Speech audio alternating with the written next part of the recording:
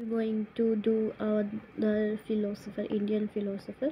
Let's start. जीडू Krishnamurthy इनका कार्यकाल जीवन का कार्यकाल है 1895 में जन्म हुआ, 1986 में मृत्यु हुई। आंध्र प्रदेश में इनका जन्म हुआ। वही ये किताबी ज्ञान और औपचारिक विद्यालय प्रणाली जो कि आपके जैसे टैगोर जो थे कि भाई फॉर्मल एजुकेशन, इन सबके ये भी काफी खिलाफ थे और ये एक प्रगतिशील विचारक थे। भाई क्या होता था, ये जब ध्यान में बैठते थे तो इनके ध्यान में जो है मारे मोंटेसरी आती थी, ऐसे मोंटेसरी के ध्यान में ये आते थे। ठीक है, तो फिर ऐसे ही मोंटेसरी के ये संपर्क में आए और मारे मोंटेसरी ने इनको एनी बेसेंट के इनके दिमाग में एनी बेसेंट आती थी और एनी बेसेंट के दिमाग में भी टेलीपैथी के थ्रू ये आते थे। तो एनी बेसेंट ने इनको गोद ले लिया और एनी बेसेंट इनको अपने साथ लंदन ले गए। लंदन ले जाने के बाद इन्होंने क्या किया, ठीक है, 15 वर्ष की आयु में एनी बेसेंट ने इन्हें गोद ले लिया। ठीक, हाँ, तो इन्होंने एस्टैब्लिश करे थे वहाँ पर जो है ये जाकर जो है एनी बेसेंट के साथ थियोसॉफिकल सोसाइटी, ठीक है, उसके मेंबर बन गए। उनके पिता भी उसके मेंबर थे, ये भी बन गए जाकर। वहाँ पर इनको विश्व गुरु की उपाधि दे दी गई और काफी बड़ा इंटेलिजेंट है और इधर उधर बहुत सारे देशों में लेक्चर्स के लिए भेजने लगे। फिर एक पॉइंट के बाद क्या हुआ, भाई ये बोर हो गए। उन्होंने कहा नहीं यार, ये उपाधि अपने बस की नहीं है, अपने को तो बच्चों के लिए काम करना है। ठीक है, वो सब छोड़ छाड़ के भारत वापस आ गए और उन्होंने ऋषि वैली स्कूल की स्थापना की। ऋषि वैली स्कूल जो बनाए उन्होंने अलग अलग जिले में भी बनाए और साथ ही साथ कुछ विदेश में भी बनाए। इन स्कूलों के अंदर उन्होंने जो उनकी एजुकेशनल फिलोसफी थी, यानी जो उनके विचार थे, उनको असली में प्रयोग करके देखा। ठीक है, जो जीडू कृष्णमूर्ति थे उनकी किताब का नाम था एजुकेशन एज सर्विस। क्या नाम था? Education as service. ठीक है, किताब का नाम था एजुकेशन एज सर्विस। क्या नाम था? शिक्षा एज सर्विस। जीडू कृष्णमूर्ति की अगर हम बात करें, ठीक है, तो इन्होंने क्या कहा, अगर आपका दिल प्यार से भरा है तो आपको भगवान को खोजने की आवश्यकता नहीं है, क्योंकि प्यार ही भगवान। बड़ा प्यार में इनका ध्यान था, तो इन्होंने कहा कि अगर आपका दिल प्यार से भरा है, वाह, तो आपको भगवान को खोजने की जरूरत नहीं है, क्योंकि प्यार करना ही भगवान है। इस कोट को याद कर लीजिएगा। थियोसॉफिकल सोसाइटी इसको वर्ल्ड लीडर कहने लगी थी, मैंने बताया था ना, फिर ये छोड़ छाड़ के वापस आ गए। Real meaning of life can be realised by education, यानी जीवन का असली अर्थ हमें किसके द्वारा मिल सकता है? हमें वो मिल सकता है सिर्फ शिक्षा के द्वारा, है ना। और शिक्षा में से मिलता है हमें सत्य, और सत्य सबसे ऊपर है। उसने कहा कि टीचर और सत्य अगर आपस में लड़ रहे हैं तो भाई सत्य को प्राथमिकता देना, क्योंकि सच सबसे ऊपर है, साच को आज नहीं। ठीक, ऐसी इन्होंने बात। ठीक, एजुकेशन द होल पर्सन, यानी एक पूरे व्यक्ति को पढ़ाने की इन्होंने बात की। इन्होंने फ्रेगमेंटेड कि हाथ पढ़ा रहे हैं, ठीक है, या फिर हस्त कौशल का काम कर रहे हैं, दिमाग का ही कर रहे हैं, नहीं, आप एक पूरे व्यक्ति को पढ़ाइए, उस पर काम कीजिए। Educate the person as a whole, not assembly of parts, यानी कि वो कोई छोटे छोटे टुकड़ों से बनकर जो है मनुष्य नहीं बना है, वो एक अपने आप में पूर्ण है। जैसे पूर्णवाद या स्टार्टवाद कहते हैं, तो कहीं ना कहीं उस तरीके से इन्होंने भी बात। Education the person whole as part of society, मगर बंदा जो है अल्टीमेटली समाज का भी अंग है। उसको अलग से बस वही वो विकसित हो गया और समाज में कंट्रीब्यूट नहीं कर रहा, तो ये बात भी वो कहते हैं सही नहीं है। तो इंडिविजुअल डेवलपमेंट करो उसकी पूरी, ठीक है, ये व्यक्ति है, इसके हेड हार्ट हैंड तीनों का विकास करो, मगर अल्टीमेटली ये जो है इसके संबंध बनेंगे एक और लोगों के साथ, ये अलग अलग लोग हैं, ठीक है, और ये जो है ये समाज का भाग है। ठीक है, इस चीज को ध्यान में रखिए। एजुकेशन के बारे में इनकी क्या कोट है, ठीक है, first understand the purpose of our existence. ये भी इंग्लिश में लिखा है, मैं आपको हिंदी वाला भी दिखा दूंगी। भैया आप क्यों पैदा हुए हैं, the purpose of our life, हमारे जीवन का क्या उद्देश्य है, and understand what we were thriving for, और ये देखें कि हम किस चीज को पाने में लगे हुए हैं। Then utilize everything to strengthen us, फिर उसको पाने में हम जो लगे हुए हैं उसके लिए फिर और क्या चीजें हम जोड़ रहे हैं कि उसको हम पा पाए। To find out what you really love to do is one of the most difficult things.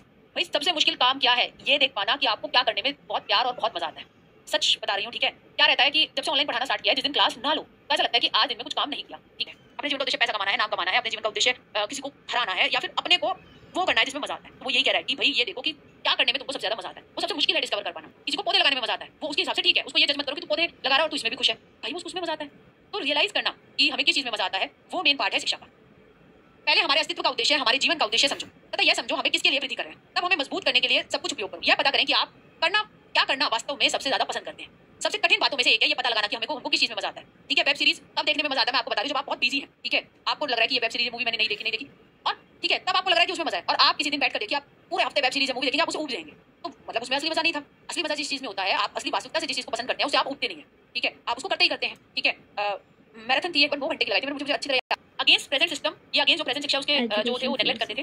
ठीक है, आगे अगर हम बात करें, विद्यार्थियों को मात्र जानकारी देना, वो पढ़ना नहीं है, या पेपर पास कराना उद्देश्य नहीं है। ठीक है, उनका है कि ये जो दोनों बातें हैं, ये शिक्षा की मोस्ट अनइंटेलिजेंट, सबसे बेकार बातें हैं। दूसरी बात, जैसे मैंने आपको कहा कि भाई सत्य ज्यादा इंपॉर्टेंट है टीचर से भी ज्यादा, सच साच पर आज नहीं। ठीक है, तो साच ज्यादा इंपॉर्टेंट है शिक्षक से भी ज्यादा। शिक्षक भी जरूरी है, मगर अगर शिक्षक झूठा है और सच है तो सच को चुनो। एम्स ऑफ एजुकेशन, एकीकृत संपूर्ण व्यक्तित्व का विकास, डिस्कवर करें खुद हिज और हर टैलेंट, बच्चे के कंटेक्स्ट में है ये। एजुकेशन स्वतंत्रता देती है, एजुकेशन जो है ओवरऑल डेवलपमेंट करती है सेल्फ की, आत्म की, ईच और एवरी इंडिविजुअल की, तो आत्म को विकसित करती है शिक्षा। प्रेम और संवेदना पर आधारित होनी चाहिए शिक्षा। इंटीग्रेटेड करिकुलम की इन्होंने बात की, अनुभवजन्य अधिगम की बात की, ऑर्गेनिक लिविंग इन्वायरमेंट, पर्यावरणीय शिक्षा पर इन्होंने बल दिया ऋषि वैली स्कूल में। ठीक है, my experience in Rishi valley school, इस तरीके की इनकी किताब है। ठीक, और पढ़ी तो थी, बहुत ही मोटी और बहुत ऐसा यहाँ पे स्कूल का ये स्ट्रक्चर था, वो इतनी मोटी किताब थी। थापर किसने लिखी थी वो, ठीक है, मीनाक्षी थापर ने लिखी थी शायद। ठीक है, तो इन्वायरमेंटल एजुकेशन का वहाँ पे आपको देखने को मिलता है। पीएलएस, यानी कि भाई डर रहित और स्टिमुलेटिंग वातावरण हो, बहुत ज्यादा आपस में प्रतिस्पर्धा नहीं होना चाहिए, क्योंकि प्रतिस्पर्धा जो होती है वो हर एक की मौलिकता, हर एक की यूनिकनेस को मार देती है। क्वांटिटेटिव असेसमेंट के खिलाफ एक मात्रात्मक नंबर देने वाले के, क्योंकि नंबर देने वाली चीज जो भी होगी वो रटने को प्रोत्साहित करेगी। भाई धर्मों की अथॉरिटी को ये नहीं मानते थे कि ये धर्म अच्छा वो बुरा, उसके चक्कर में पड़ते ही नहीं थे। पेडागोजी इनकी क्या है, प्रश्नोत्तर विधि पर बल था, बच्चे खुद ऑब्जर्व करें, प्रयोग करें, बच्चे गतिविधियां करें, फील्ड विजिट करें, अनुभव करें, ठीक है, एक्सप्लोर करें, और खुद से जो है जो फैक्ट्स हैं उनको डिस्कवर करें। तो ये सारी चीजों की झलक तो आपको एनपी 2020 में भी देखने को मिलती है। वो सभी तो यही रचनावादी बातें कर रहे हैं। तो अल्टीमेटली जो दर्शन है हमारा, फिलोसफी है, वो हमें शिक्षा के एम्स देता है, शिक्षा के उद्देश्य देता है। भाई पढ़ा क्यों रहे हैं, ठीक है, तो इस चीज को याद रखिएगा, क्वेश्चन आया हुआ पेपर में कि हमें शिक्षा के उद्देश्य, एम्स कौन सी चीज देती है, दर्शन, मनोविज्ञान, ठीक है, समाजशास्त्र, तो वहां लिख के आना दर्शन determines the aim of education, philosophy determine करती है।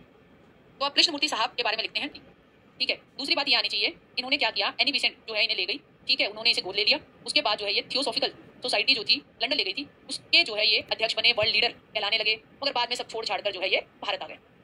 और बताइए, एजुकेशन एज सर्विस, यानी इनकी किताब का नाम था एजुकेशन एज सर्विस, ठीक है। अगर हमें सत्य और टीचर में चुनना पड़े तो भाई सत्य को चुनिए, ठीक है।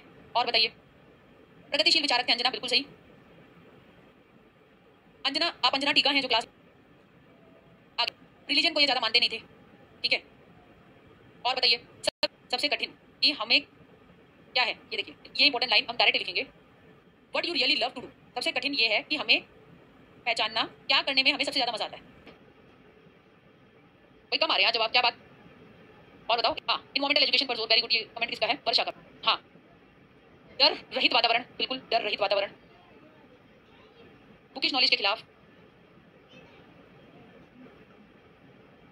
हाँ, और फिलोसफी शिक्षा को निर्देश देती है, वो जनरल बात है, वो इसमें नहीं आएगी, ठीक है। पर हम देख सकते हैं, दोबारा एक और बार देख लेते हैं, यहाँ पे क्वेश्चन की लिखते हैं, और पर्सन सोसाइटी का भाग, ये चित्र हमने बनाया था, ये कैसे मिस हो गया। एजुकेशन इसके होल की, ठीक है, और ये जो बंदा है ये अल्टीमेटली सोसाइटी का भाग है, ठीक है।